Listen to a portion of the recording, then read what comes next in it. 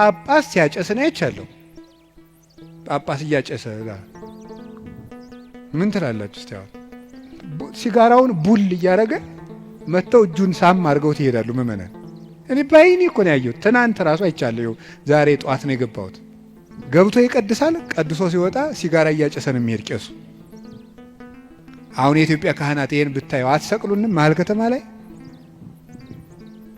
እግዚአብሔር ጸሎታችን አልሰማን ያለ የሚመስለን በካህናት ላይ ያላችሁ እምነት እየቀነሰ ስለመጣ ነው። እውነት ነው፣ እኛ ኃጢአት እንሰራለን። ግን ኃጢአታችን ለራሳችን ትታችሁት እናንተ በእግዚአብሔር ብታምኑ ትጠቀሙ ነበር። ግን ነውር ለቃሚ ሆናችኋል። ከዚያ የተነሳ አትጠቀሙ። ማን አባቱ ነው ለሰይጣን እንጀራ የሰጠው? ይቅርፋት አምዳ ምንም የለው ማምላክን። ሰይጣን ደግሞ የት አባቱ ነው እንጀራ ያለው? ደግሞ እሱ መቼ የቆፈረውን መቼ የፈጠረውን እንጀራ ነው። እንጀራን ለሰይጣን አትስጡ። ምንም ለምንም አትስጡ። አትደንግዱ። በእስራኤል ላይ ጥንቆላ በያዕቆብ ላይ ሟርት አይሰራም። ፈሪ አትሁኑ። ጠንቋይ አትፍሩ። ውሸታም ነው ጠንቋይ። አትፍሩ።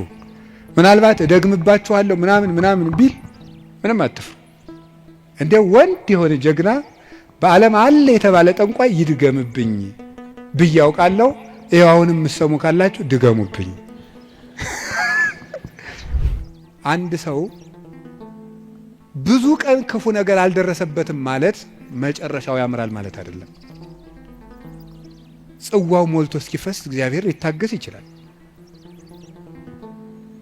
ትዕግስቱን የፈጸመለትና ሰው በቸርነቱ መጠቅመጥ ያቃተውለት ግን የፍርዱን ጽዋ ይቀዳዋል። በቀን እንድታደርጉት ሁል ጊዜ ነው የምነግራችሁ። አንደኛው በቀን አንድ ምዕራፍ መጽሐፍ ቅዱስ አንብቡ። ሁለተኛው በቀን ቤተ ክርስቲያን ሳትገቡ አትዋሉ። ሶስተኛው በሳምንት አንድ ቀን ቢያንስ አስቀድሱ ውስጥ ገብታችሁ። አራተኛው ንስሐ ግቡ። የመጨረሻው ጸልዩ። ሳትጸልዩ አትብሉ። ሳትጸልዩ እቤት አትውጡ።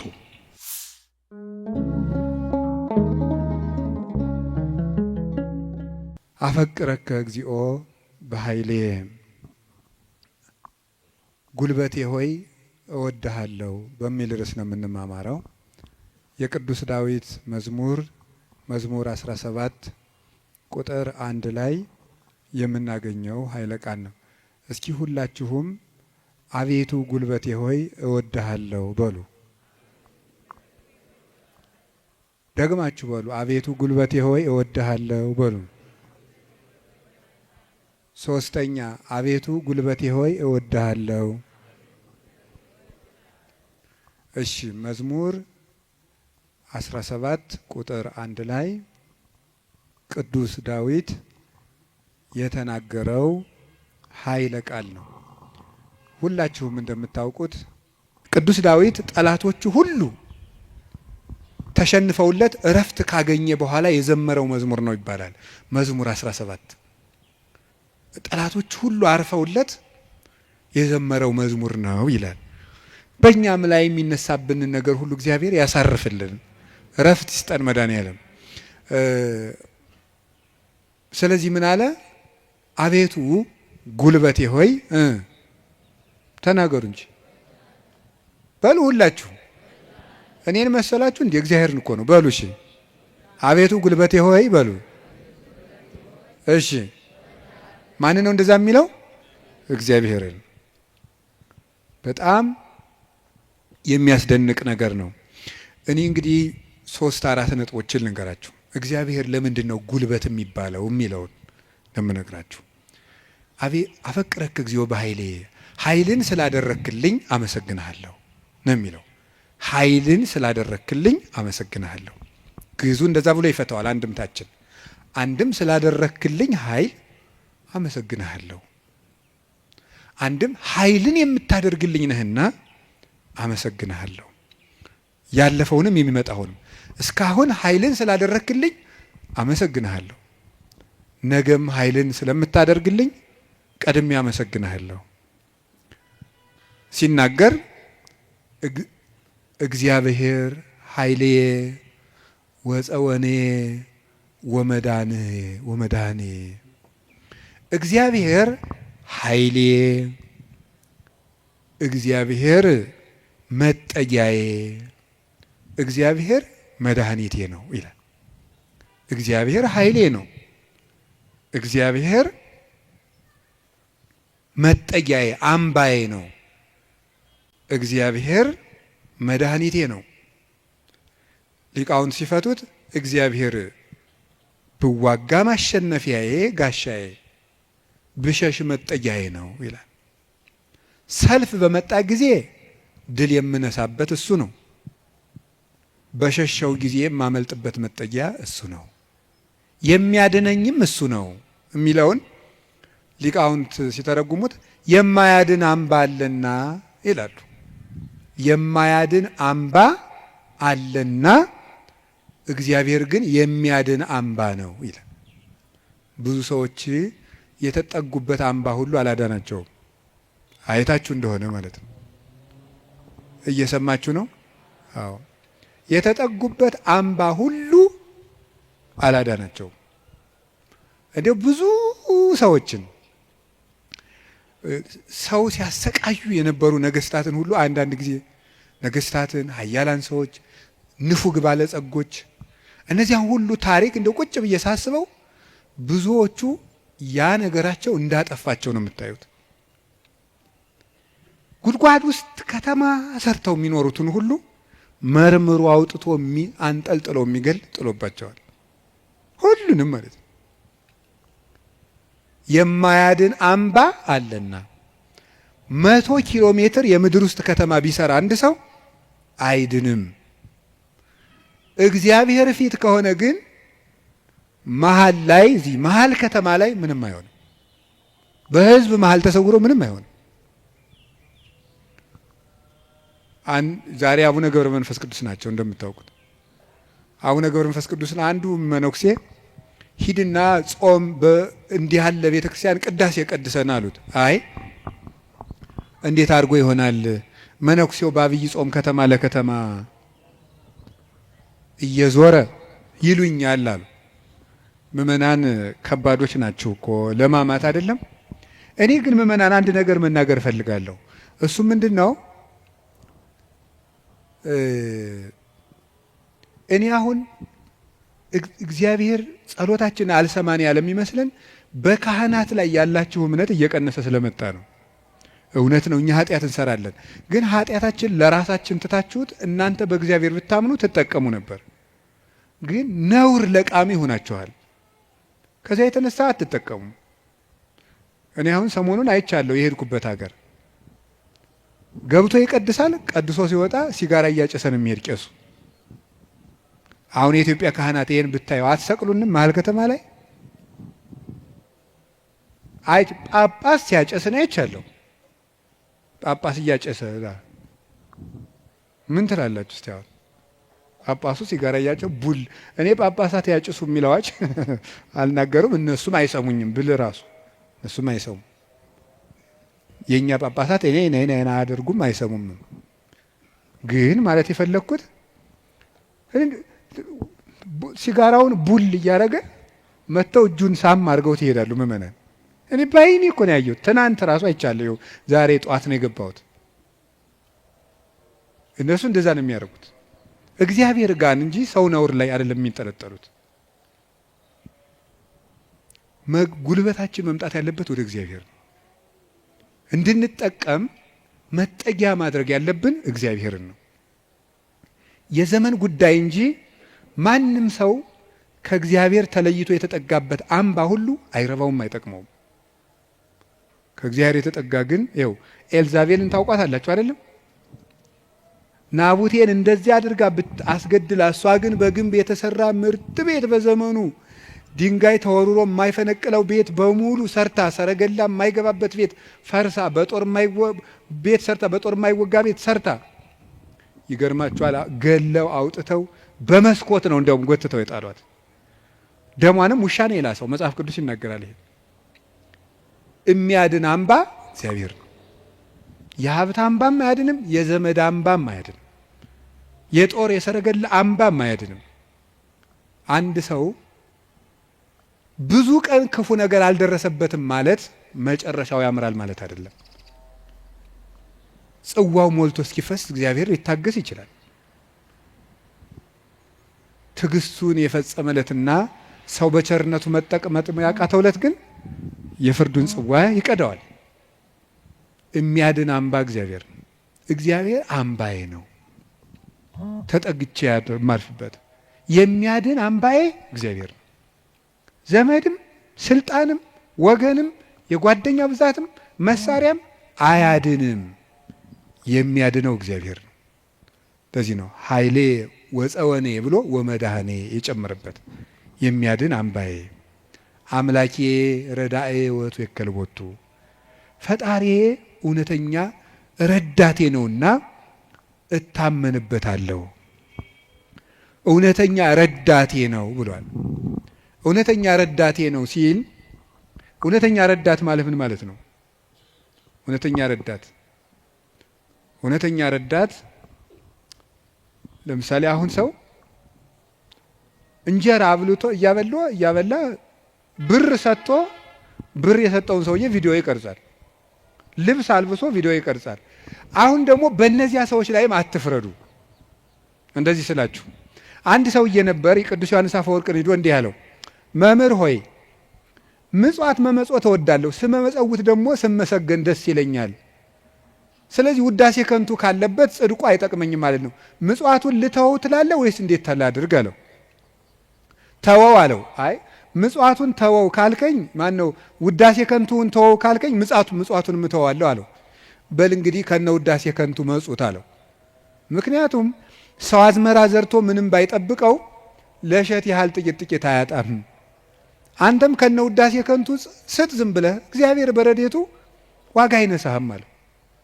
ስለዚህ እገሌ መመስገን ፈልጓል አትበሉ። ይፈልግ፣ እኛ ምን አገባን? ይፈልግ ማለት የፈለግኩት ግን እውነተኛ ረዳት የተባለው በመርዳቱ የማይመካ እግዚአብሔር ነው። በመርዳቱ አይመካም። ገብቷችኋል አይደል? አንዳንድ ሰው ሱሪ ገዝቶ አቀማመጣችሁን ሁሉ ኦዲት ማድረግ ይጀምራል። ሱሪ ከገዛላችሁ አንተ ጭቃ ላይ ለምን ትቀመጥ የሚል ሱሪቱን እያየ ነው እሱ ስለገዛል ሊል ይችላል ነው። እኔ ያላየው እንደዛ የሚያደርግ ሰው አይቼ አላውቅም። እንደሱ ነው የምታደርገው የሚል ማለት ነው። በይፋ መከራ የሚያለ እውነት የሚመጻደቅ ኧረ እንረጋጋ። በማን ላይ ነው ለዚህ የበቃን? አናውቅህም፣ ውሃ ቀቅለህ የምታድር አልነበርክም የሚል ሰዋል። እንደዚህ ጠቅ የሚያደርግ በነገር መርፌ። እግዚአብሔር እንደዚያ ባሽሙር አይወጋም ሰጠው ብሎ እውነተኛ ረዳቴ ነው ያለው እሱ ነው። እግዚአብሔር ሳይሰለች ይረዳል። ሁልጊዜ ነው የሚረዳው። እግዚአብሔር ምንድን ነው የምትሉት? አንኮንዲሽናል ላቭ ነው የምትሉት መሰለኝ አሉ። የእግዚአብሔር ፍቅር ሁኔታ የለውም ማለት ምን ማለት ነው? ጥሩ ሰው በሆንኩ ቀን የረዳኝ እግዚአብሔር በረከስኩ ቀን አይተወኝም። ስለዚህ እግዚአብሔር እውነተኛ ረዳት ነው። ሰው ግን ቀን የጣለለታ ጥሎ ይሄዳል። እግዚአብሔር እውነተኛ ረዳት ነው። ሁሉ ነገር ሲያልቅ ብቻችን ስንቀር አብረውን የሚቆም እሱ ነው። የእግዚአብሔር ቤተሰቦች እግዚአብሔር እውነተኛ ረዳት ነው ማለት እሱ ነው። መርጦ አይረዳም። እግዚአብሔር አሽቃብጡልኝ አይልም። አሁን እኮ በጣም እኔ እንደው አንዳንድ ጊዜ ይገርማል። አሁን ለምሳሌ ለቤተ ክርስቲያን እንኳን ሰው ስራ ለመስራት ትሪትመንት ይፈልጋል። እንዲህ ይባላል እኒህ አቶ ገሌ በእውነቱ ለዚህ ቤተ ክርስቲያን ዋና ቀኝ እጅ ናቸው ካልተባለ ደስ አይለውም ሰው። ይሁን እኔ እንግዲህ እዚህ የዚህን ደብር አላልኩም፣ ኦል ኦቨር ዘ ወርልድ ነው። ገብቷቸዋል አይደለም? የዚህን ደብር ማለት ሳይሆን በቃ በአጠቃላይ ሰው ነው። ሰው እኔንም ጨምሮ ማለት ነው። ትሪትመንት በቃ ኮሚኒኬሽኗ ካላማረች ወይ አለቃው ወይ ሰባኪው ወይ መምህሩ ገብረ ስላሴ ወለተ ስላሴ መጣችሁልን አልተባለ አይሆን። እግዚአብሔር እንደዚያ አይደለም የሚለው። አሁን ዝም ብለህ መጥተህ እግዚአብሔር ሆይ ሳንል ዝም ብለን እንዲሁ ቆም ብንል ይሰማል፣ ልብን ያዳምጣል እግዚአብሔር። እለትሰምዑ ለሆሳሰ ልብ። ቆይ በኋላ የኔታ ይሉላቸዋል መላከ ገነት። እኔ በዚህ በጩኸቱ ዓለም ስለሌለውበት እሳቸው ይሉልናል። ይሄ መልካ ሕማማትና በጣም ደስ ይለኛል። ስለ ሥላሴ የሚነገር ነውና እለትሰምዑ ለሆሳሰ ልብ። ደስ ሲል ሥላሴ የልብን ሹክሹክታ የሚሰሙ የልብን አፍን አይተው ሳይሆን ነገር አሳምሮ ተናግሮ። እኛ እኮ ኮሚኒኬሽን ስኪል ተብሎ ኮርስ እየተሰጠን ነው። ሰው የሚወድልህ ወግ እንዴት አድርገህ ታዋጋለህ ነው ጨዋታው። መከራ አድርገህ ማዳመጥ አንዱ ስኪል ነው ምናምን። የሰዎችን ጥቅም አስቀድም፣ ምንትስ እንደዚህ በል፣ የቃላት ምርጫ ይኑርህ። እግዚአብሔር እንደዚያ ሳይል ጥሩ አድርገው ተናገሩ። ፍልስፍና ተምረዋል፣ ዲግሪ ያላቸው አነጋገር ይችላሉ። መግቢያው እንዴት ነው? ሀተታውሳ ኮንክሉዥኑ ጥሩ ነው አይልም። እግዚአብሔር ልብን ይሰማል። ልብን የሚሰማ እግዚአብሔር ነው።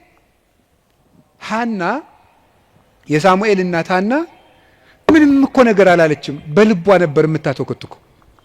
እግዚአብሔር የልቧን ይሰማት። እግዚአብሔር የልቧን ይሰማት። ሌሎችም እና እግዚአብሔር ልብን ያያል፣ ሰው ፊትን ያያል የተባለ ለዚህ ነው። አንዳንድ ጊዜ እውነቴን ነው የምነግራችሁ፣ መታችሁ የምትሉት ከጠፋችሁ ብትችሉ ዝም ብላችሁ የአባታችሁ ቤት አላለ ቁሙ፣ ዝም ብላችሁ እዚህ ገብታችሁ ራሱ አንዳንድ ጊዜ ጭንቀት ይበዛና ቃላት ያጥርና ኃጢአት ይደራረብና አፍን መክፈት ያቅታል። ገብቶ ዝም ብሎ ቢቻል ማልቀስ ጥሩ ነው። እግዚአብሔር ከሺህ ቃላት አንድ ዘላላ እንባን ይወዳል። እዚህ ገብቶ ማልቀስ እና እግዚአብሔር እውነተኛ ረዳቴ ነው። ወረት የሌለው ትናንት ረድቶ ዛሬ ችል የማይል አፍ ላይ የሌለው በሌላ ፍቅር የማይወሰድ ወዳጅ የማይለውጥ ስንለወጥ የማይለወጥ አባት እግዚአብሔር ነው። ደግሞ የማይደክመው የማይሰለች ለሁሉም ይበቃ አባት እግዚአብሔር ነው።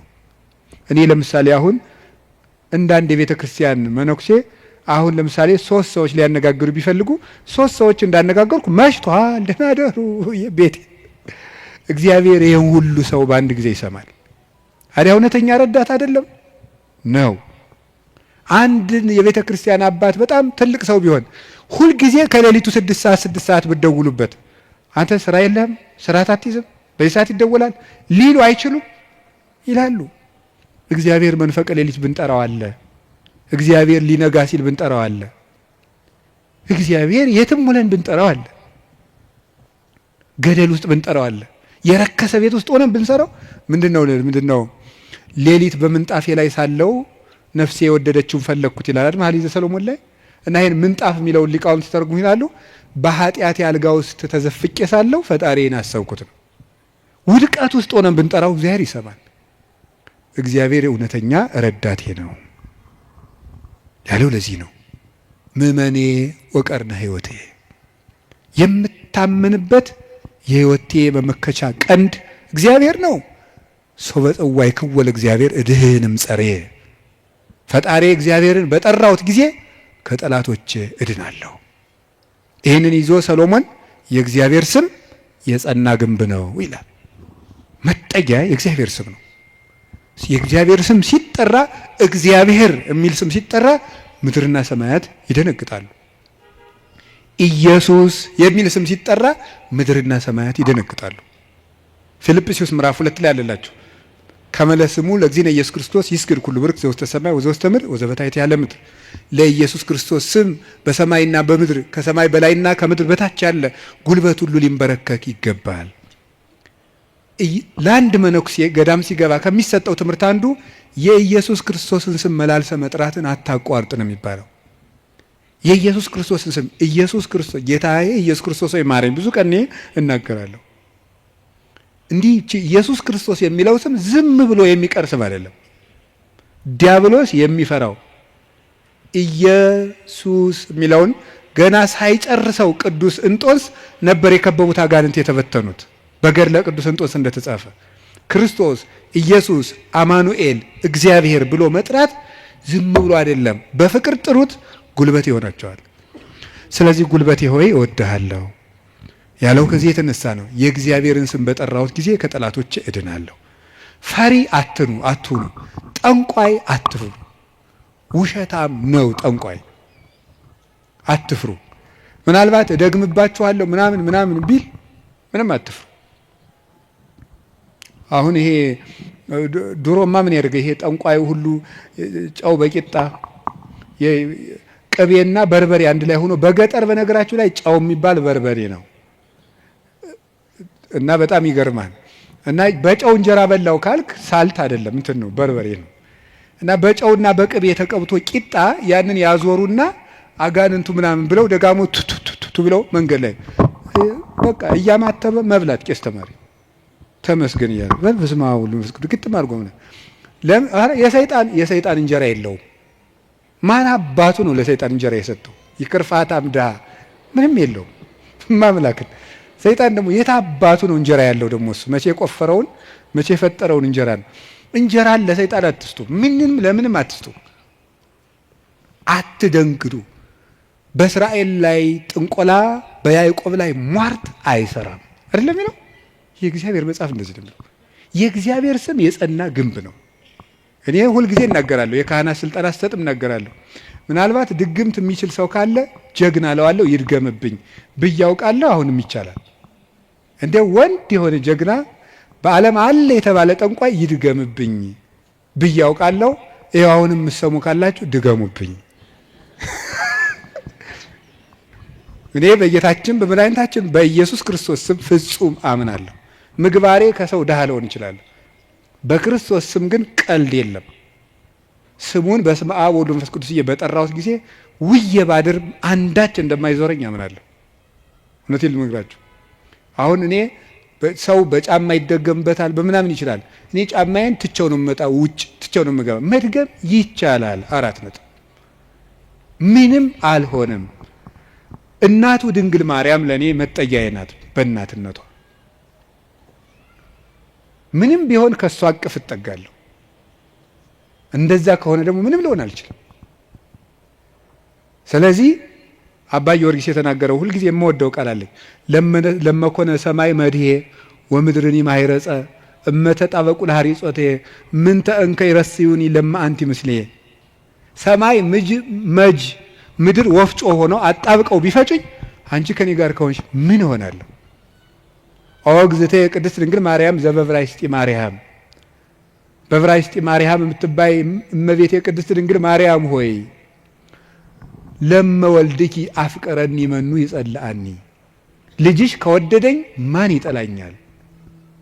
ፀሐይ ይሴብሐኒ ወወርኅ ይባርከኒ ወከዋክብት ይቀድሱኒ። ልጅሽ ከወደደኝ ፀሐይ ይዘምርልኛል፣ ጨረቃም ያመሰግነኛል፣ ከዋክብት ይዘምሩልኛል። በእኔ ላይ ማንም በጠላትነት መነሳት አይችልም ይላል አባ ጊዮርጊስ። ልጅሽ ከጠላኝ ግን ማን ይወደኛል ብሏል። ሰውን ልላችሁ የፈለግኩት ፈሪ አትኑ። ጠንቋዩን ይሄ ምናምን ውሸታውን እንደዚህ የሚለውን አትስሙት። እደግምባለሁ ማንም ድሪቶ የፈለገውን ቢያይ ፈሪ አትሆኑ። በሙሉ ልቤ የማምነውን ኢየሱስ ክርስቶስን እንዲህ ይናገራለሁ፣ እውነቴንም ነው። ስለዚህ እግዚአብሔር የምዋጋበት የደህንነት ቀንድ በሬ በቀንዱ እንደሚጠበቀው እኔ በእግዚአብሔር ተጠብቄ እኖራለሁ ይላል ቅዱስ ዳዊት። እግዚአብሔር ሁላችንንም ይጠብቀን፣ ከሌሊት ከሚሰብር በቀን ከሚወርጅ ያድነን መድኃኔዓለም። ሁላችን በሰላም ወጥተን እንድንገባ ይፍቀድልን። ስለዚህ ጉልበቴ ሆይ በሉ እስኪ ምን አላችሁኝ? በሉ እንጂ። ስለዚህ ጉልበቴ ማለት ኃይሌ ማለት ነው። አሁን ትንሽ ነገር ስለዚህ ተናግሬ ትምህርቴን ለመቋጨት ልሞክር።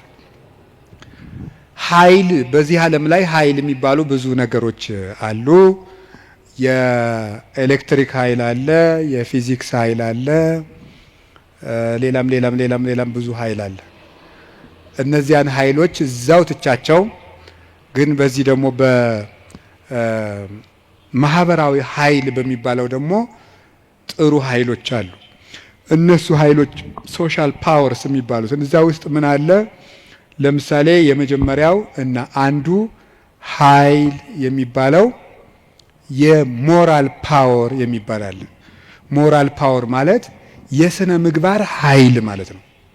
የስነ ምግባር ኃይል የሚባለው ሁለት ይከፈላል። የመጀመሪያው አርአያነት ይባላል። አርአያነት ብዙ ከሚናገር አንድ ድርጊት ያለው ሰው ዓለምን ይመልሳል። እንግዲህ በዚህ በፔዳጎጂ ትምህርት አዲስ አበባ ዩኒቨርሲቲ ያሳተመው አንድ መጽሐፍ ላይ እኔም አንብቤያለሁ። ሰዎች በመማር ማስተማር ሂደት ውስጥ መጀመሪያ የሚያስታውሱት ያዩትን ነው። መጀመሪያ ያዩትን ነው። መስማት መጨረሻ ላይ ነው። ወይም በተግባር አራቱን ባስቀምጠላችሁ ሰው የሚያስታውሰው መጀመሪያ ያደረገውን ነው። ቀጥሎ የተናገረውን ነው። ሶስተኛ ያየውን ነው። አራተኛ የመጨረሻ ደረጃ የሚወጣው ሰው የሚያስታውሰው የሰማውን ነው። ከዝቅተኛ ወደ ከፍተኛ በወስዳችሁ ደግሞ ሰው የሚያስታውሰው የሰማውን ነው። በዝቅተኛ ደረጃ የሚያስታውሰው የሰማውን ነው። ቀጥሎ ከሰማው ይልቅ ያየውን አይረሳም። ካየው ይልቅ የተናገረውን አይረሳም። ከተናገረው ይልቅ ያደረገውን አይረሳም የሰው ልጅ። ስለዚህ ሰውን ብዙ ከምትነግረው አሳየውን። አርአያነት ገዢ ነው እና በዓለም ላይ ትልቅ ተጽዕኖ አሳዳሪ ሀያላን ሰዎች የሚባሉት የሚያደርጉ ሰዎች ናቸው። በአርአያነት የሚያደርጉ የሚያስገድዱ ሰዎች ለጥቂት ቀን ሰው ፈርቶ ያገለግላቸዋል። አርአያ የሚሆኑ ሰዎች ግን የሰውን ልብ ሳይዋጉ ይገዛሉ ይባላል። አርአያ የሚሆኑ ሰዎች ዓለሙ ሁሉ ለምሳሌ አንድ ነገር እንገራችሁ። ቅዱስ እንጦንስን ታውቁታላችሁ አይደለም? ቅዱስ እንጦንስ ግብጽ ሲገባ አንድ መነኩሴ ነው። አሁን በኢትዮጵያ ብቻ ስንት 2000 3000 ገዳማት አይኖር? ኢትዮጵያ ብቻ ለምሳሌ እኔ የምኖርበት ገዳም ብቻ 300 መነኩሴ አለ። ስለዚህ ምን ማለት ነው ተመልከታችሁ። አንድ እንጦንስ አልተዋጋም። የፈላስፎች የንግግር ጥበብ የለውም። ስብከት አልሰበከም። በኑሮው ግን የግሪክ ፈላስፎችን ሁሉ ወደ በረሃ እየጠራ መነኩሴ ያደረጋቸው። የአርአያነት ኃይል ከንግግር ኃይልም ከጦርነት ኃይልም ይበልጣል ይባላል። በዛውም እንግዲህ ቢሮ የምትሰሩ ሰዎች ካላችሁ ሰውን ከምትቀጡት ይልቅ አርአያ ብትሆኑት ሰው ሁሉ ይገዛላችኋል ነው። ሰዓት ማታከብሪ ወዮልሽ፣ ሰዓት ማታከብር ወዮልህ ከማለት እርስዎ ሰዓት ቢያከብሩ ሰው ሁሉ ሰዓት ያከብራል እንደ ማለት ያለ ነው። አንድ ሁለተኛ ደግሞ ሪኒዋል ፓወር የሚባለው የመታደስ ኃይል ነው፣ ወይም የንስሐ ኃይል ነው። ኃይል የሚባለው ንስሐ ገብቶ የመለወጥ ኃይል። ከክፋት የተመለሱ ሰዎች በዓለም ላይ ተጽዕኖ የማሳደር ኃይል አላቸው። ለምሳሌ ቅዱስ ጳውሎስ ምንድን ነው የሚለው? ዘአነ ቀዳሚሆሙ ለኃጥአን አይደለም የሚለው? እኔ መጀመሪያቸው የምሆን ኃጥአንን ከኔ ጀምሮ የእግዚአብሔር ፈቃድ ለሰዎች ሁሉ እንዲድኑ ነው ነበር ያለው። ስለዚህ ንስሐ የገቡ ሰዎች በዓለም ላይ ተጽዕኖ ይፈጥራሉ።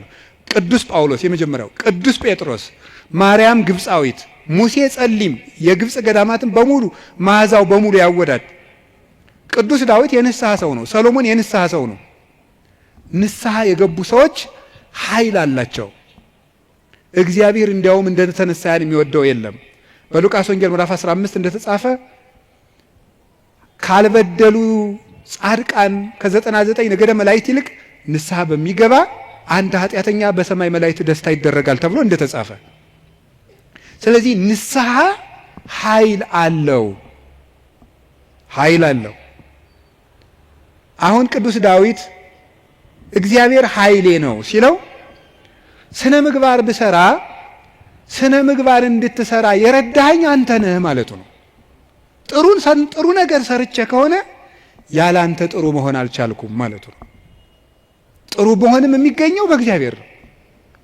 እግዚአብሔር ከተማን ካልጠበቀ ጠባቂዎች በከንቱ ይደክማሉ፣ እግዚአብሔር ቤትን ካልሰራ ሰራተኞች በከንቱ ይደክማሉ የሚለው ሲተረጎም አባቶቻችን ሲተረጉሙት ቤትን ካልሰራ ሰራተኞች በከንቱ ይደክማሉ የሚለው ሲተረጉሙት እግዚአብሔር ምግባረ ቤትን ካልሰራ፣ እግዚአብሔር ሀገረ ምግባርን ካልሰራ፣ እግዚአብሔር ሰውነትን ካልጠበቀ በንጽህናው ሰው መጠበቅ አይችልም። በገዛ ራሱ ሰው ራሱን መጠበቅ አይችልም እግዚአብሔር ካልጠበቀው። ስለዚህ መልካም ለመሆኔም አንተው ነህ ማለት ነው። ጥሩ ሰው መሆን የቻልኩት አንተ ረድተኸኝ ነው ማለት ነው። በንስሐ እንድነሳ ያበቃኸኝም አንተ ነህ። ከወደቅኩበት ጉድጓድ አውጥተህ ግን ሰው አድርገህ በሰው መሃል ያቆምከኝ አንተ ነህ ሲል የንስሐን ኃይል አንስቶ ተናገረ። ከቃሉ ጋር ናችሁ? ከቃሉ ጋር ናችሁ? እግዚአብሔር ከሁላችን ጋር ይሁን። ብዙ ንስሐ የገቡ ኃጥአን እንግዲህ የዮሐንስ ወንጌል ምዕራፍ 12 ላይ ያቺ ሽቶ የቀባችው ሴት አለች አይደለም? የሽቶው መዓዛ ቤቱን ሞላው ይላል። በጣም ሁልጊዜ ዓይኔን የሚስበኝ ንባብ ነው። የሽቶው መዓዛ ቤቱን ሞላ አይደለም? ሊቃውንት ሲተረጉሙት ቤት የተባለች ቤተ ክርስቲያን ናት። ክርስቶስ ያለበት ቤት ቤተ ክርስቲያን ናት። ክርስቶስ ያለበትን ቤት ያቺ ሴት ያመጣችው ሽቱ ሞላው ማለት ምን ማለት ይመስላችኋል? የአንዲት ንስሐ የገባች ነፍስ ዝናዋ፣ ስነ ምግባሯ ቤተ ክርስቲያንን ሞላ። አሳዳጁን ጳውሎስ አይደለም እንዴ ተነስተን ቅዳሴ ላይ ቅዱስ ሐዋርያ ጳውሎስ ሰናየ መልእክት ፈዋሴ ዱያን ዘነሳይከ አክሊለ ሰአል ወጸሊ በእንቲአነ ያድኅን ነፍሳተነ በብዛ ሳህሉ ወምሕረቱ በእንተ ስሙ ቅዱስ የሚባለው እኮ አሳዳጁ ጳውሎስ ነው። የዚያች ሴት ሽቶ ቤቱን ሞላው ማለት ንስሐ የገባች ነፍስ መዓዛ ቤተ ክርስቲያንን ይሞላል። ተዘከረነ ሳይባል ቅዳሴ ተቀድሶ ያውቃል? ሰምታችኋል? ይቀደሳል ነው አትሰሙ? ተዘከረነ ሳይባል ቅዳሴ ያልቃል? ስለዚህ የዚህ ወንበዴ መዓዛ ቤተ ክርስቲያንን አልሞላትም? ሞልቷታል፣ ሞልቷታል። በቀኝ በከመ ተዘከርኮ ለፈያታዊ ዘየማን በቀኝ የተሰቀለውን ወንበዴ እንዳሰብከው እኔንም አስበኝ። ሁልጊዜ የዚህ ወንበዴ መዓዛ ቤተ ክርስቲያንን ሞላት ክርስቶስን ስለለበሰ። አዲያ ወንበዴን መልሶ በቤተ ክርስቲያን ዓመት ሙሉ ስሙ እንዲጠራ ላደረገ አምላክ አቤቱ ጉልበቴ ሆይ ንገሩኝ እወድሃለሁ መባል ይገባዋል። የኃጢአትን ሸክም ፈንቅዬ ወጥቼ በፊትህ እንድቆም ያደረከኝ አምላኬ ሆይ ጉልበቴ ሆይ እወድሃለሁ። የእግዚአብሔር ቤተሰቦች ያለ እግዚአብሔር ጉልበት ካለንበት ኃጢአትን መውጣት አንችልም። አንዳንድ ጊዜ ሰይጣን ምን ሊለን ይችላል? አይ እንዲሆኜ ረክሼ ቤተክርስቲያን አልሄድም፣ እንዲሆኜ ረክሼ የጸሎት መጽሐፌን አልነካውም፣ እንዲህ ባረኩበት እጄ እንዲህ በልኮ እንዴ ይገርማቸዋል እኮ ጸሎተኛ ለመሆን ምን ያስፈልጋል ቢሏቸው አንድ አባት መጸለይ አሏቸው አሉ። ጸሎተኛ ለመሆን መፍትሄው ምንድን ነው? ንገሩኝ እንጂ መጸለይ ነው። ወደ እግዚአብሔር ቤት ለመምጣት መፍትሄው ምንድን ነው? ወደ እግዚአብሔር ቤት መምጣት በሉ እንጂ ንገሩኝ እንጂ ወደ እግዚአብሔር ቤት ለመምጣት መፍትሄው ምንድን ነው? ጥሩ ሰው ለመሆን መፍትሄው ምንድን ነው? ከነ ክፋታችን መምጣት። ምክንያቱሳ የዮሐንስ ወንጌል ምዕራፍ 7 ላይ ጌታ ምን ብሎ ነግሮናል? እኔ ውሃ ነኝ። እስኪ ውሃ በሉ። የተጠማ ቢኖር ወደ እኔ ይምጣ ሲል እኔ ምንድን ነኝ ማለቱ ነው። ስለዚህ ወደ ወንዝ የሚሄድ ንጹህ ሰው ነው ያደፈ ሰው ነው? ንገሩኝ። ያደፈ ሰው ነው። እንዲያውም ካደፍን ነው ቤተክርስቲያን መምጣት ያለብን። ልንነጻ ነው የምንመጣው። ውሃ የሚቀዳ የተጠማ ሰው ነው? የጠጥቶ የጨረሰ ሰው ነው? የተጠማ ሰው። እንግዲያውስ ክርስቶስ ለእኛ ለተጠማ ነው ያስፈልገናል። ለደረቀ ዛፍ ውሃ እንደምናጠጣው እንዳይደርቅ እንደምናጠጣው ደረቅ ለሆነችው በረሃ ለሆነችው ነፍሳችን የሕይወት ውሃ ክርስቶስ ያስፈልገናል። ፍሬ ቢስ ለሆነው ቅጠል ብቻ ለሆነው ሰውነታችን የሕይወት ውሃ ክርስቶስ ያስፈልገናል። መምጣት የሚያስፈልገን ለኛ ነው። ጉልበቴ ሆይ እወድሃለሁ ምንለው በእግዚአብሔር ጉልበት እንጂ ሰው በጥረቱ ብቻ ከኃጢአት ሊወጣ አይችልም። ምእመናን እንደዛ ነው የምነግራችሁ። ክርስቶስ ካልጠራን በቀር እውርነታችን አይለቀንም። ማርያም መግደላዊት እኮ ጥርጥሩ እንደያዛት እንደው አትክልተኞች ወስደውት ይሆን እያለች በኋላዋ ማርያም ብሎ ድምፁን ሲያሰማት ነው ፊቷ የበራላት። መድኃኔዓለም ሲጠራን ነው ልባችን የሚበራው። እንዲጠራን ደግሞ ሁልጊዜ መምጣት አለብን። እሱ ጉልበት ሲወጣን ነው የሚወጣው። ቅዱስ ጴጥሮስ ወደ ውሃው ሲሰጥም አቤቱ እንዳልሰጥም አድነኝ አለው። ጌታ እጁን ሲልክለት ምዝዝ ብሎ ወጣ። ካለንበት ጉድጓድ የምንወጣው እግዚአብሔር ጉልበት ሲሆነን ነው። ጉልበቴ ሆይ እወድሃለሁ የምንለው ከዚህ የተነሳ ነው። የእውቀት ኃይል የሚባል አለ። እስቲ የእውቀት ኃይል በሉ ንገሩኝ እንጂ። ስለዚህ ቅድስና ለሰሩት ለእነ አቡነ ገብረ መንፈስ ቅዱስ ጉልበታቸው ማን ነው? ንገሩኝ እንጂ። አቤት አቡነ ገብረ መንፈስ ቅዱስ 562 ዓመት ምግብ ሳይበሉ ኖረዋል። ውሃ ሳይጠጡ ኖረዋል። እግዚአብሔር አስችሏቸው ነው። ምንም ሳይበድሉ እንደ መልአክ ንጹሕ አእምሮ ነበራቸው እሳቸው። ስለዚህ ምን ብለው ይዘምራሉ? አቤቱ ጉልበቴ ሆይ። ደግሞ እኔና እናንተን የመሰሉ ኃጣንም ደግሞ አሉ። ማርያም ግብፃዊት አለች። ኢየሩሳሌም ስትሄድ በግብፅ አመንዝራ ኢየሩሳሌም ስትሄድ ደግሞ የምታመነዝርባቸው ወንዶች ልታገኝ ነው ሄደችው። ሰዎች ኢየሩሳሌም ሊሳለሙ ሲሄዱ መርከቡ ውስጥ መሳፈሪያ ሳንቲም አልያዝኩም፣ ክፈይ አልከፍልም፣ እኔ ከፍላለሁ እንዴ ከፈለክ ከኔ ጋር ተኛ እያለች ሰውነቷን ለመርከብ ዋጋ የምትሸጥ ሰው ነበረች። እሷ ሰው ሁሉ ወደ መቅደሱ ሲገባ ደጅ ላይ ያለ ስዕል ግን እሷን ይገፋት ጀመር በኃይል። ቆማ ስታለቅስ የእመቤታችን ስዕል አየቻት። ወደ መሐሪው ልጅሽ ንገሪልኝ አለች። ከዚያ በኋላ እንድትገባ ተፈቀደላት። ወደ ዮርዳኖስ ማዶ ሂጂ፣ በዚያም ለነፍስሽ ረፍት ታገኛለሽ አለ። ሄደች። ቤተ መቅደስ ውስጥ ቤተ ክርስቲያን ለመግባት ቅጥሩን ለመግባት ጉልበት ያልነበራት ግብፃዊቷ ዘማዊቷ ማርያም ክርስቶስ በምሕረት እጁ ከነካት በኋላ ግን ምን ሆነ? ቅዱስ ዞሲማስ ሲሄድ ከመሬት አንድ ክንድ ቆማ ስትጸልይ ነው ያገኛት። እንደዚች ያለችው ኃጣንም አቤቱ ጉልበቴ ሆይ እወድሃለሁ። አገርን ከማሸነፍ ልማድን ማሸነፍ ይበልጣል። ክፋትን ቆርጦ መጣል ከባድ ነው። ሰንሰለትስ ወይ ቆርጠው ይጥሉታል፣ ወይ ፈልቅቀው ይጥሉታል፣ ወይም ደግሞ ያሰሩ ሰዎች ተመልሰው በሌላ ቀን ይፈቱታል። የኃጢአት ሰንሰለትን ግን እግዚአብሔር ካረዳን መፍታት አይቻልም። እና ለዚህ ነው ቅዱስ ዳዊት ጉልበቴ ሆይ እወድሃለሁ ያለው። ለንስሐም ጉልበታችን እግዚአብሔር ነው፣ ለንጽህናም ጉልበታችን እግዚአብሔር ነው፣ ለእውቀትም ጉልበት እግዚአብሔር ነው። የእውቀት ኃይል የሚባለው እሱ ነው። እውቀት ባዶውን ሲነገር ኃይል የለውም። አንዳንድ ጊዜ ይህንን እኔም አስባለሁ። እውነት ለመናገር መቼስ ተያይዘን ከምንጠፋ አንዳችን ተናጋሪ አንዳችን ሰሚያን እንተጋገዝ ተብሎ ነው እንጂ እውነት ለመናገር እኔን የመሰለ ሰው እዚህ ቆሞ መስበክ አልነበረበትም። መስበክ ያለባቸው እንደነ ቅዱስ ዮሐንስ አፈወርቅ ያሉ ቅዱሳን መምህራን ነበሩ። ፍጹም አባት ነበር መስበክ የነበረበት።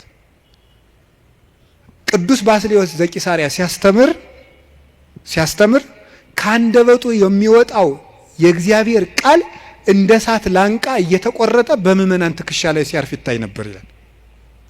ቃሉ ከመነገሩ የሰሚዎቹ መለወጥ ይቀድማል። ይሄ የእውቀት ኃይል ነው። እውቀት ኃይል የሚያገኘው አብዝተው ስላጠኑት ብቻ ሳይሆን እግዚአብሔር አብሮ ሲቆም ነው። እና እውነቴን ልንገራችሁ፣ አብዝታችሁ ጸልዩልን፣ ቆመን እንዳናበላሽ እንዳንጠፋም የምንናገረው ኃይልም እየመጣ በእናንተ ላይ እንዲለውጥ ብቻችን እንዳንቆም እግዚአብሔር አብሮን እንዲቆም የእውቀት ኃይል የሚባለው እሱ ነው። ቅዱስ ጎርጎሪዎስ ዘኑሲስ የኑሲሱ ጳጳስ ጎርጎሪዎስ ሀገረ ስብከት ላይ ሲመደብ ጥቂት ክርስቲያኖችና ብዙ እምነት የሌላቸው ነው የነበሩት። እሱ ካስተማረ በኋላ ደግሞ የማያምኑት ቁጥር የቀድሞዎቹ የክርስቲያኖችን ቁጥር አክሎ ክርስቲያኖች ደግሞ የቀድሞዎችን ኢአማንያን ያህል በዝተው ነበር ይባላል። ብቻውን ሙሉ አውሮፓን የለወጠው ኃይለ መንፈስ ቅዱስ ያደረበት ብቻውን አንድ ጳውሎስ ነበር ክርስቲያን ያደረገው መጀመሪያ። ለዚህ ነበር የመንፈስ ቅዱስን ኃይል በመግለጥ እንጂ በቃላት ማባበል አላስተማርኳችሁም ይላል ቅዱስ ጳውሎስ። ጆሮአችሁ ይሰማል? የመንፈስ ቅዱስን ኃይል በመግለጥ እንጂ በቃላት ማባበል አላስተማርኳችሁም ያለ ቅዱስ ጳውሎስ ስለዚህ ነው። በእግዚአብሔር ኃይል መጣው እንጂ ቃላትን በማሳመር አልመጣሁም የሚለው ለዚህ ነው። ኃይለ እግዚአብሔር ለእውቀት ያስፈልገዋል። ብቻቸውን ሀገር የሆኑ ሰዎች አሉ። ከእውቀታቸው ላይ እግዚአብሔር ቆሞበት ቅዱስ ዮሐንስ አፈወርቅ ብቻውን ቁስጥንጥንያ ውስጥ የሚያበራው ምሰሶ፣ ቅዱስ ያሬድ ኢትዮጵያዊው ብቻውን የቤተ ክርስቲያን ትጥቅ ሆኖ በየማህሌቱ ብቻውን ቆሞ የኖረው እውቀቱ ውስጥ ኃይል ነበረ። አንቀጸ ብርሃንን እኮ አክሱም ጽዮን ውስጥ ገብቶ ሲጸልይ ቅዱስ ያሬድ ከመሬት አንድ ክንድ አፈፍ ብሎ ቆሞ ነበር። የዚህ ምሰሶ የዚህ ብርሃን የቅዱስ ያሬድ ብርሃን በማህሌቱ ይኸው 1418 ዓመታትን እዚህ ያለውን እዚህ ቤተክርስቲያን ውስጥ የእውቀት ኃይል የተጫነው እውቀት፣ ነጠላ ያልሆነ እውቀት፣ ብልጣብልጥነት የሌለው እውቀት። መማር ማለት ስማርት ቲንኪንግ አይደለም። መማር ማለት ሰው መሆን ነው። ሰው እንድንሆን ጸልዩልኝ። ሁላችንም እግዚአብሔር ሰው ያድርገን እና እንደ ቅዱስ ጳውሎስ ያሉት ብቻቸውን ቆመው ቤተ ክርስቲያን የሆኑት መምህራን አቤቱ ጉልበቴ ሆይ እወድሃለሁ ቢሉት የተገባ ነው። ሌላው የመከራ ኃይል አለ። እስቲ የመከራ ኃይል በሉ። ስንት ኃይል ነገርኳችሁ? ምንድን አይ ተመስገን እንደው በሉ። እሺ የሥነ ምግባር ኃይል በሉ። ሌላስ? የእውቀት ኃይል። ሌላስ? አቤት የመከራ ኃይል። እሺ የሥነ ምግባር ኃይል። ከዚያ በፊት ምን ብያችሁ ነበር? የአርአያነት ኃይል የሚባለው ይሄ ሞራል የሚባለው እሱ በሁለት ተከፍሎ ስነ ምግባርና አርአያነትና ንስሐ ብለን ከፍለናል። ቀጥሎ የእውቀት ኃይል ብዬ ነገርኳችሁ። ሶስተኛ አሁን የምነግራችሁ ደግሞ የምንድን ነው? የመከራ ኃይል ነው። የመከራ ኃይል የሚባለው ጉልበቴ ሆይ እወድሃለሁ ያለው አሁን ቅዱስ ዳዊት አሸንፏል። ዘመኑን በሙሉ ጠላቶችን አሸንፏል። ያሸነፈ ግን በውጊያ ሳይሆን በምንድን ነው? በመከራ ነው ያሸነፈው። ይገርማቸዋል። በመከራ ማሸነፍ ከዚህ ዓለም ሎጂክ የራቀ ነው። በዚህ ዓለም ለማሸነፍ ፓወር የግድ ያስፈልጋል ነው ቀመሩ። ይሄ ነው አሁን የዚህ ዘመን ሰው እና ክርስትና አልገናኝ የሚለው ተፍ ብለህ ሰልፍ ኮንፊደንስ ይኑርህ ነው። በክርስትና ደግሞ ተፍ ብለህ ትሁቱን ነው። ስለዚህ ነገሩ ወዲያና ወዲህ ነው። ከብቷችኋል አይደለም? ትሁት የሆነ ከፍ ይላል ነው። አሁን ደግሞ ራስህን ከፍ አድርግ፣ አትጣል ነው። እንደዚህ ነው። ማስታወቂያ ስራ፣ ገንባ፣ ራስህን አስተዋውቅ በደንብ። እንደዚህ ነው። የፈለግከውን ነገር ስራ፣ ስለማንም አትጨነቅ፣ ግድ አይኑርህ። እንደዚህ አይነት ነገር ነው የሚሰበከን። እንደሱ የሚባል ነገር የለም። እንደውም የሚባለውም 100% ኮንፊደንስ ኔጌቲቭ ኮንፊደንስ ነው ይባላል። ስለዚህ ተገቢ አይደለም። ምንድነው ታዲያ? እኛም መከራ ማሸነፍ ነው የሚባለው። ቅዱስ ዳዊት ለምሳሌ እንዲህ ያደረገ። ሳኦል እያሳደደው ሄደ። ቅዱስ ዳዊት ዋሻ ውስጥ ተጠጋ። ሳኦል ዳዊትን ፈልጎ ተኛ እና አበኔር ይባላል የሳኦል የጦር አበጋዝ ከሳኦል ከጨርቁ ጫፍ ቆረጥ አድርጎ ዳዊት ወስዶ አለፍ ብሎ አበኔር አንተ የውሻ ሬሳ አይመስልክ ጌታህን እንዲያርገን የምትጠብቀው አለው። ተኝቶ ነበር ያም ማለት ነው። ግን የቅዱስ ዳዊት ጋሻ ጃግሬዎች አረ ዛሬ እግዚአብሔር ጠላትህን በእጅህ አሳልፎ ሰጥቶልሃል እንበለው አሉት። እናንተ እኔ ከእናንተ ጋር ምን አለኝ? እግዚአብሔር በቀባው ላይ እጄን አላነሳም ማለት እና አባቶቻችን እንዲያውም ትልቅ መከራ ሊገል የመጣ ጠላትን እጅ ላይ ጥሎ ምሮ መስደድ ነው ይላሉ። ይሄ እኮ የልብ መከራ ነው። እናንተ አሁን ታደርጉታላችሁ? አሁን እኔ ለምሳሌ ዱላ ይዤስ እያባረርኳቸው ቤታችሁ ብመጣና ኋላ አጥቻችሁ እኔን ድንገት እንቅልፍ ቢጥለኝ ተነስታችሁ እንዴት ነው የምታረጉ? ምንም አታረጉም። እናንተ ክርስቲያኖች ናችሁ። ለሁሉም ግን ዳዊት ሰው የማይወጣውን ተራራ የወጣ ተራራ ነው የሚባለው ለዚህ ነው። የልብ ጉልበት ያስፈልጋል። ትዕግስተኛ ለመሆን የልብ ጉልበት ያስፈልጋል። አሁን እኮ ሰው ገለባ ነው።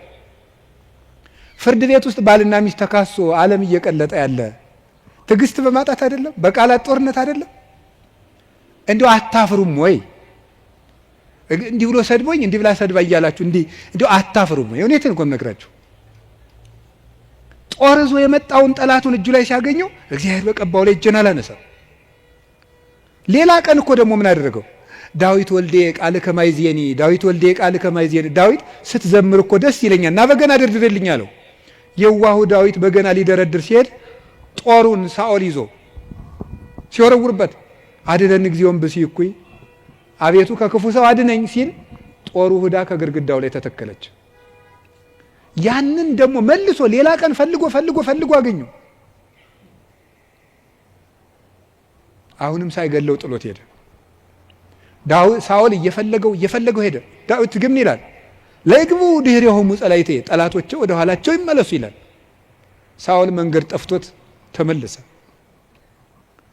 ደክሞ ማሸነፍ የእግዚአብሔራዊነት ነው። ከዛ ምን አደረገ? ጎልያድ በመጣ ጊዜ ዳዊት በሰይፍ ነው ያሸነፈ በጠጠር? እስኪ ንገሩኝ። ስለዚህ የዳዊት ጉልበት ሰይፍ ወይስ እግዚአብሔር? ንገሩኝ እንጂ። ጠጠሯ ናት ያሸነፈች ወይስ የእግዚአብሔር ስም? የእግዚአብሔር ስም ከተጫናት ጠጠርም ኃይል አላት። እግዚአብሔር ከሌለው ግን ሰይፍም ያስገድላል። ጎልያድ ሰይፍ ይዞ ሄደ፣ ዳዊት እግዚአብሔርን ይዞ ሄደ። ከዚያ በኋላ ስም ወረገመኒ በአማልክት ይሁርኩሳን በረገሙ ጣዖቶቹ ረገመኝ። ዋንሰ ሳይኩ ሰለስተ አይባነ ሙስተፈለግ እኔ 3 ድንጋዮችን ከባህር አነሳው ወጸፍክ ወዲ በፍጽሙ ግንባሩን አልኩት አሚሃ ወርቀ በኃይል እግዚአብሔር በእግዚአብሔር ኃይል ያን ጊዜ ወደቀ። ወነሳይኩ ዘምላይሌው ሰይፈ ከሱ ሰይፍን ወሰድኩ ወመተርኩ ርሶ ለጎልያድ የጎልያድን አንገትም ቆረጥኩት አለ። በራሱ ሰይፍ እንዲወድቅ ያደረገው ጉልበቴ ሆይ እስኪ በሉ ሁላችሁም ንገሩ እንጂ። ያው ይሄን የሚያደርገው የእግዚአብሔር ስም ነው። ቅዱስ ዳዊት አንተ ብላቴና ጨንገር ይዘህ የምትመጣ እኔ ውሻ ነኝ ነበር ያለ ጎልያድ። እና እንግዲህ ስጋህን ለሰማይ አዕዋፍ ለምድር አራዊት ቆራርጬ ሰጠዋለሁ አለው። አዎ አንተ ከውሻም ታንሳለህ። ውሻ ጌታውን ያውቃል፣ አንተ ግን ፈጣሪን አታውቅም። አንተ በሰይፍ ትመጣለህ፣ እኔ ግን አንተ በምትገዳደረው በእስራኤል አምላክ ስም እመጣለሁ አለው። የእግዚአብሔርን ስም ይዞ ሄደና ያንን 6 ክንድ እስራኤልን ያስጨነቀ ሰው ገረሰሰው። ስለዚህ ጉልበቱ እግዚአብሔር ነው። ጉልበቴ ሆይ እወድሃለሁ አለው። ከገዛ ቤተ መንግስቱ አኪጦፌል የሚባል መካሪ ተነስቶ አቤሴሎምን የገዛ ልጁን አስነስቶ ምንድነው ያደረገ?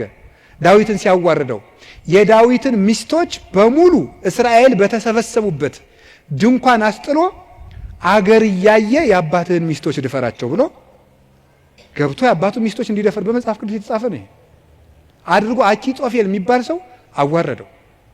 ዳዊትን ሄደ፣ ተሳድ ወጥቶ ሄደ ከቤተ መንግስቱ። ዳዊት ኃያል እኮ ነው። ስሙ ሲጠራ እኮ ሽም ይደነግጥለት ነው። ኃያላን የጦር መሪዎች አሉት። ግን ምንድነው ያደረገ?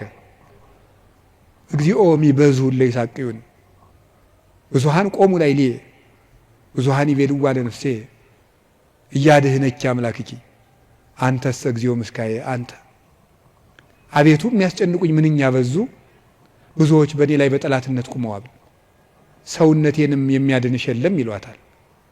አቤቱ አንተ ግን መጠጊያዬ ነህ፣ ከራሴ ላይ በላይ ያለ ዘውድም አንተ ነህ እያለ በልቡ ተንበልብሎ ካሸዋ ላይ ወድቆ ያለቅስ ነበር። የዚያ ጊዜ አኪጦፌል ይገርማችኋል፣ አገሩ ገብቶ ዳዊት ከተመለሰ አይምረኝም ብሎ በገዛ እጁ ታንቆ ሞተ። ዳዊት አኪጦፌል እንዲህ ብሎ ሲመክር ማዶ ላይ ደግሞ በመጽሐፈ ሳሙኤል እንደተጻፈው ማዶ ሄዶ ዮርዳኖስን ሸገር ብሎ በቀትር እግዚኦ እልዋ ለምክረ አኪጦፌል አቤቱ ጌታዬ የአኪጦፌልን ምክር አፍርስበት ይላል።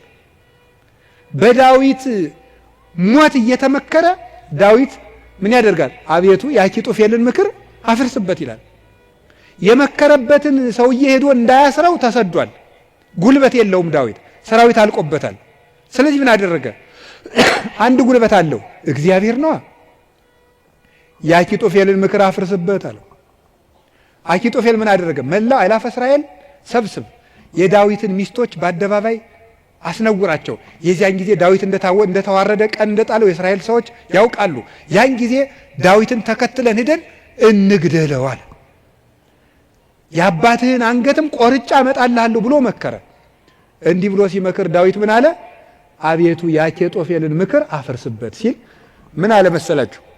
እግዚአብሔር በጠላቱ በአቤሴሎም ላይ የምክር ጥርጥር አሳደረ። አይ የአንድ ሰው ምክር አይመቃም፣ ሌላ ሰው ምክርን ጨምር የተባለ አለና የዳዊት የቀድሞ አማካሪ የነበረ ኩሲ የሚባል ሰው ነበረ።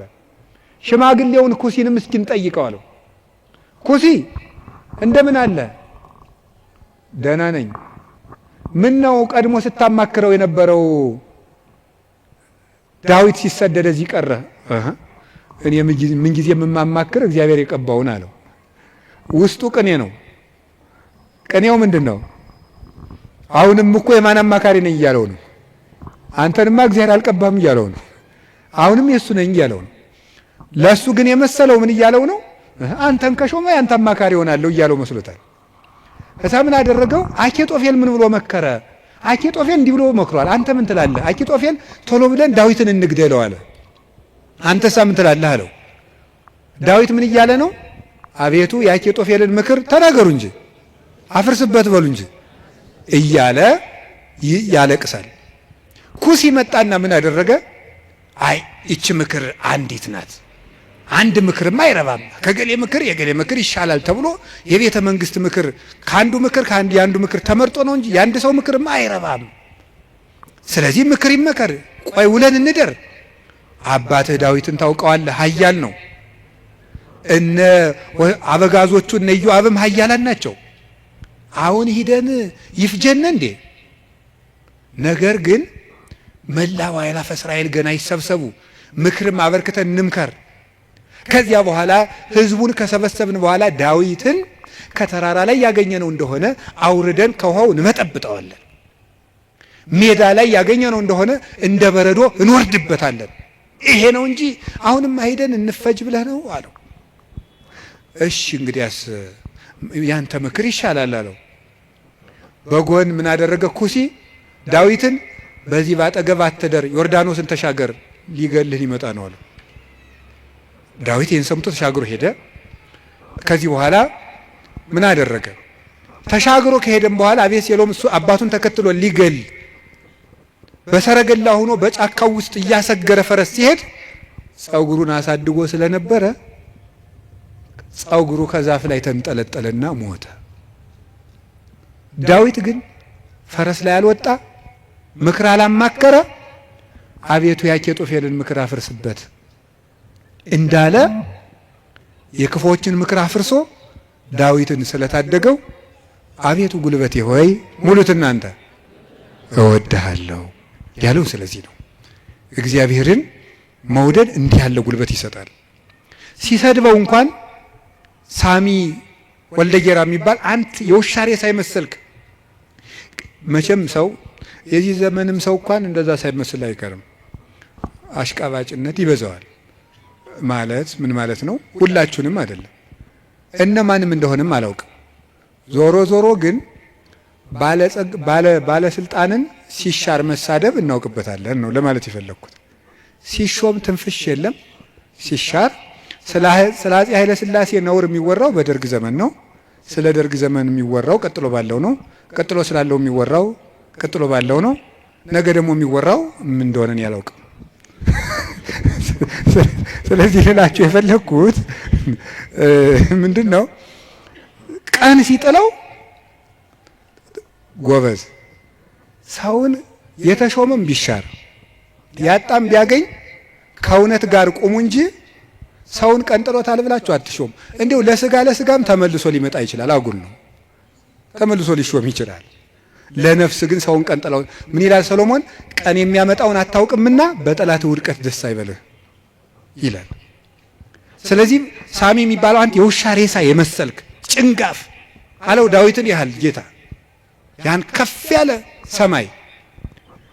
እነ አቢሳ የሚባለው የእህቱ ልጅ ይሄ የውሻ ሬሳ የመሰለ አንገቱን ልቁረጠው አለ።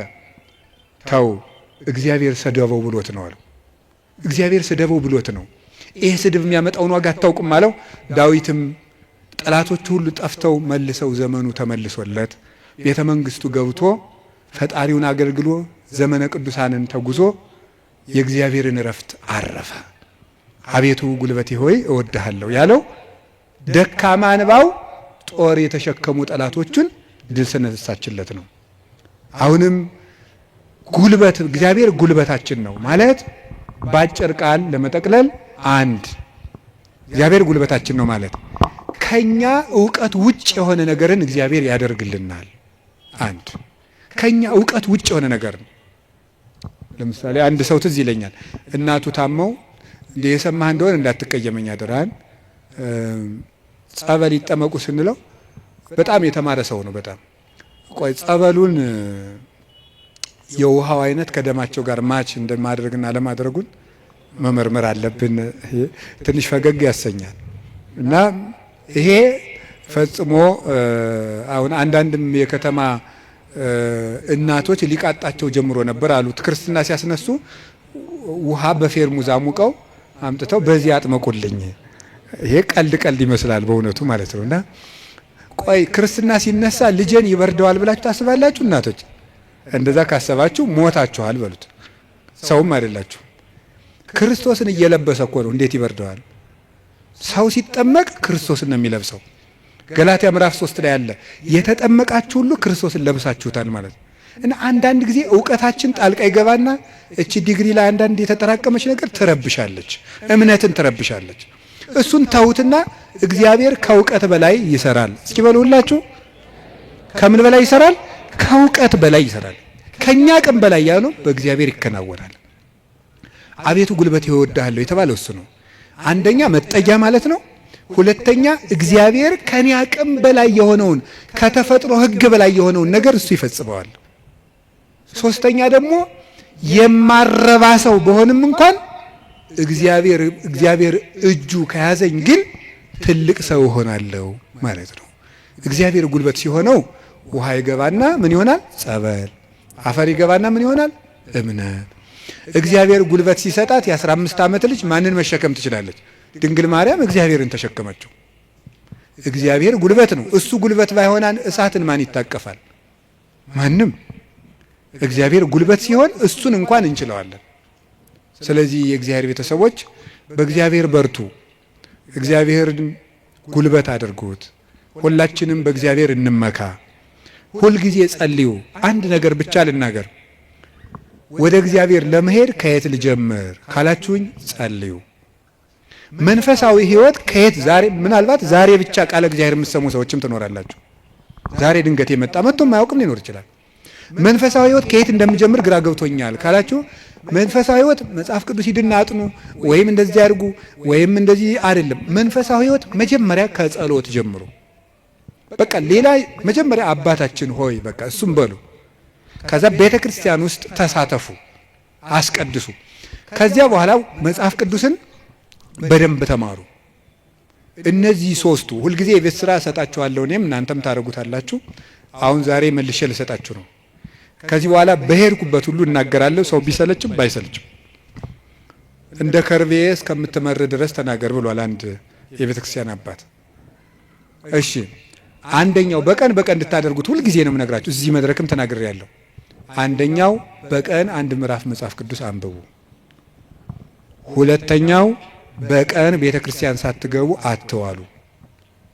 እንዲሁም ከዛሬ በኋላ በሰበኩበት ሁሉ ለመናገር ነው ቃል የምገባው እግዚአብሔር ቢረዳኝ።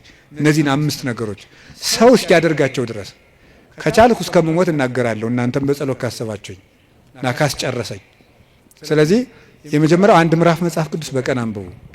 ሁለተኛው ቤተ ክርስቲያን ሳትገቡ አትዋሉ። በቀን መግባት የማያስችል ተፈጥሯዊ ግዳጅ ከገጠማችሁ ደጅ ላይ ቆማችሁ ሄዱ።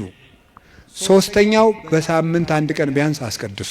ውስጥ ገብታችሁ በሳምንት አንድ ቀን ቢያንስ ማለት ነው። አራተኛው ንስሐ ግቡ። ንስሐ ግቡ። ንስሐ እንዲያውም ምንድነው የምትባለው? ሌላኛይቱ ከእግዚአብሔር የተሰጠችን ልደት ናት ነው የሚባለው። አንድ ልደት ከእናት አባት ተወልደናል። ሌላ ልደት ደግሞ በጥምቀት እንደገና እሷ ስትደበዝዝ ደግሞ እግዚአብሔር በንስሐ ልደትን ሰጠ።